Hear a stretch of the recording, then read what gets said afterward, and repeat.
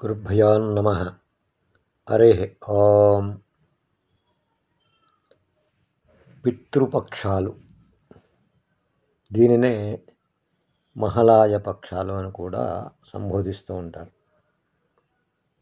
ఇది భాద్రపద మాసంలో పౌర్ణమి వెళ్ళిన పాడ్యమి, భాద్రబహుళ పాడ్యమి ప్రారంభించుకొని భాద్రబహుళ అమావాస్య వరకు ఈ 15 తిథుల్ని కూడా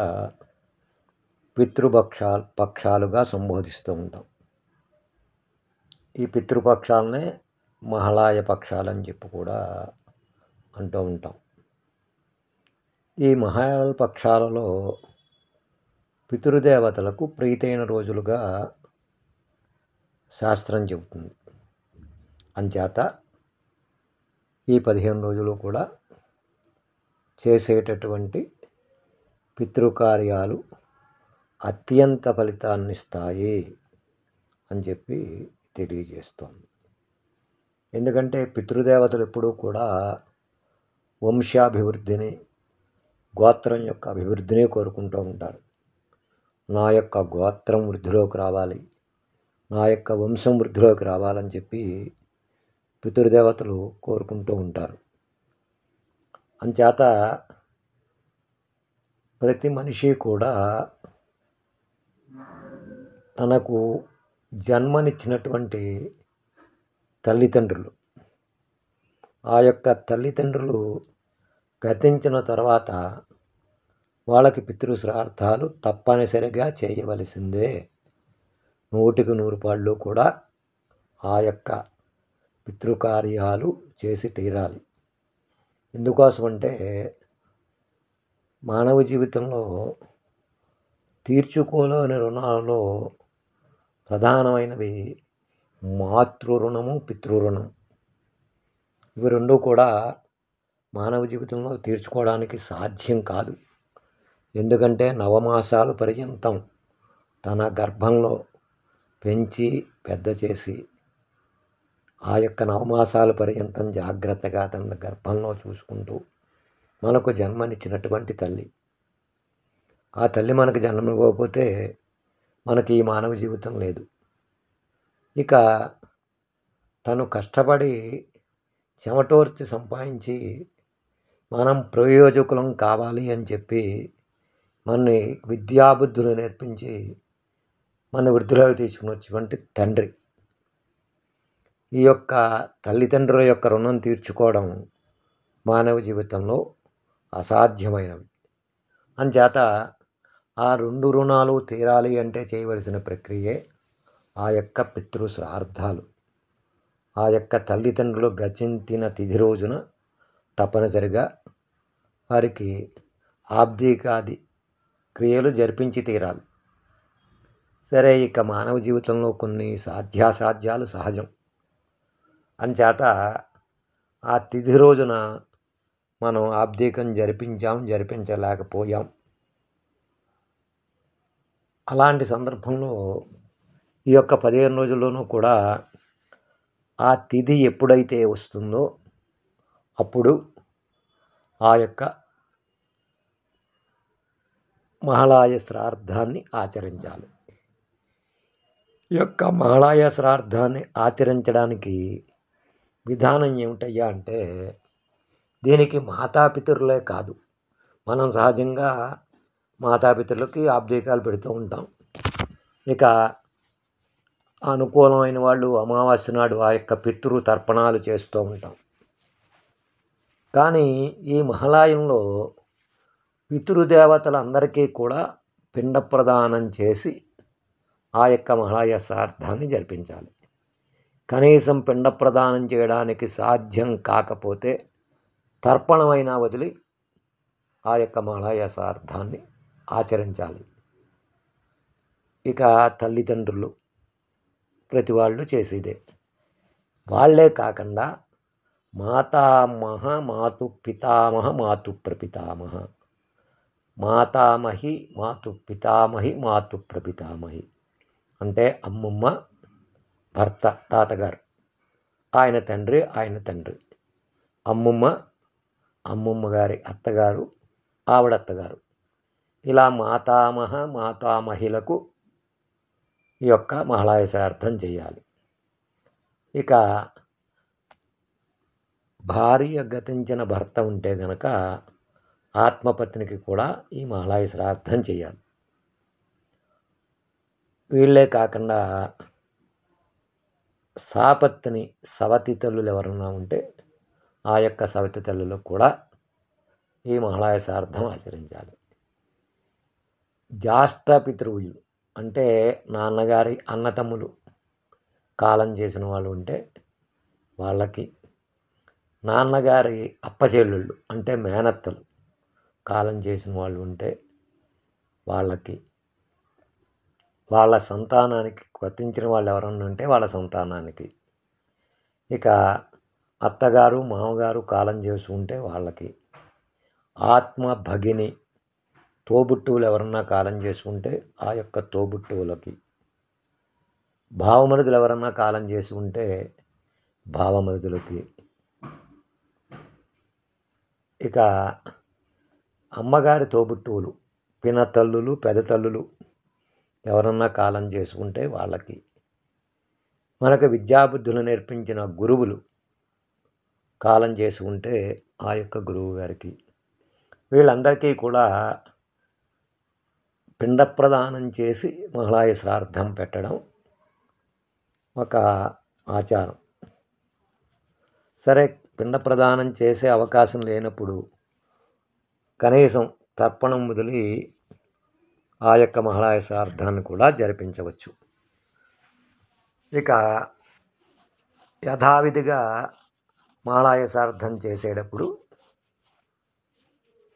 పితృస్థానానికి, మాతృస్థానానికి, మాతామహి స్థానాలకి, సర్వే కారుణ్య స్థానానికి, నిముక్త కారుణ్య స్థానానికి సంబంధించినటువంటి భోక్తలను పెట్టి, ఆత్మపత్ని కనుక ఉంటే ఆత్మపత్ని స్థానానికి కూడా ప్రత్యేకంగా బ్రాహ్మణుని పెట్టి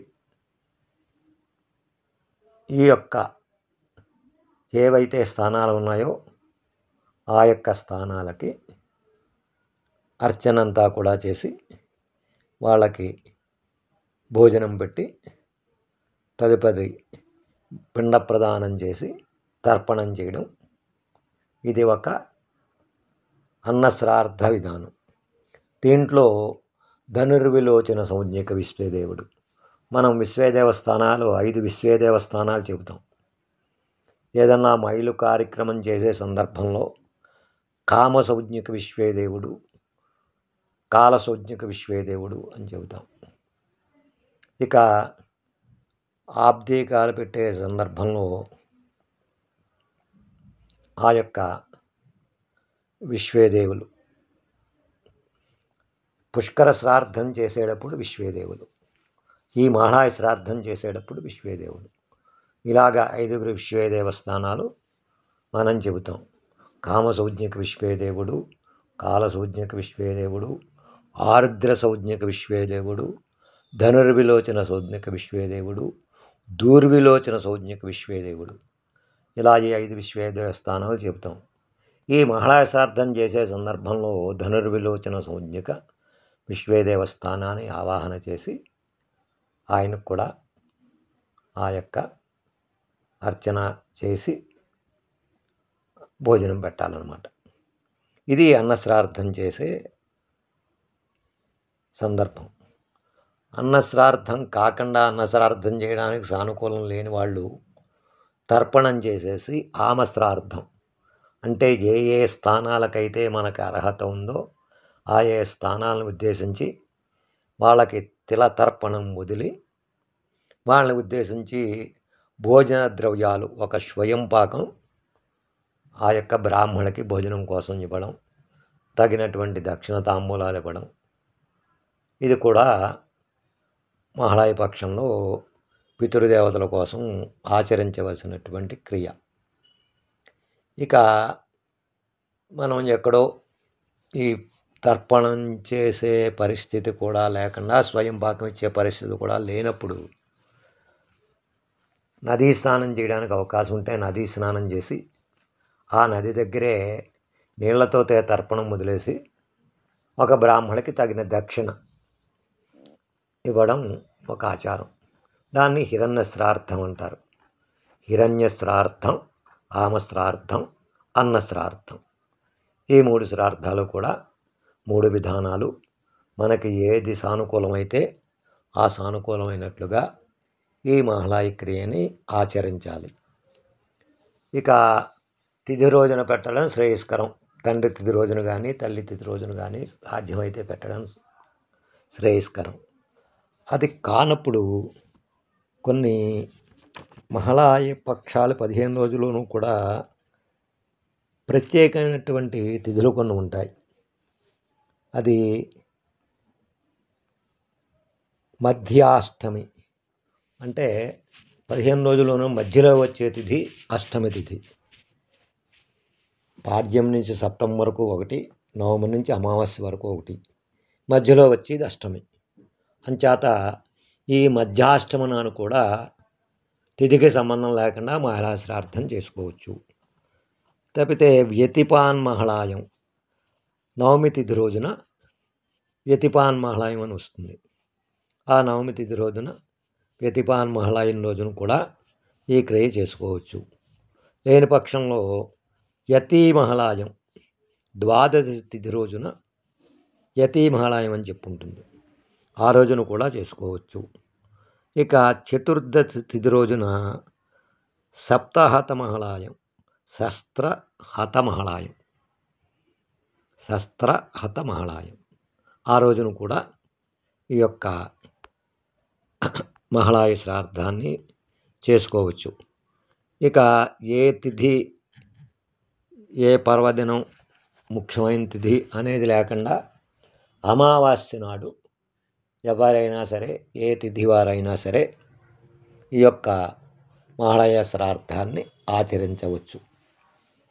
అంచేత ఈ విషయాలన్నీ కూడా గమనించి సాధ్యమైనంత వరకు కూడా ప్రతి ఒక్కళ్ళు కూడా ఆ పితృదేవతల ప్రీతి కోసం అని చెప్పి ఈ మహళాయ శ్రార్థాన్ని ఆచరించాలి. ఆచరించడం వల్ల పితృదేవతలు వంశాభివృద్ధి, గోత్రాభివృద్ధి కోరుకుంటారు కనుక వాళ్ళ ఆశీస్సుతోటి మనం వృద్ధిలోకి వస్తామన్నమాట. అందువలన 50 మంది కూడా ఈ 15 రోజులలోనూ కూడా ఈ యొక్క పితృపక్షాన్ని ఆచరించి తగిన ఫలితాన్ని పొంది ఆయురారోగ్య భోగభాగ్యాలతో వర్ధిల్లాలని చెప్పి కోరుకుంటున్నాం. సర్వే జనా సుఖినో భవంతు, సర్వే సుజనా సుఖినో భవంతు. హరి ఓం తస్సతు.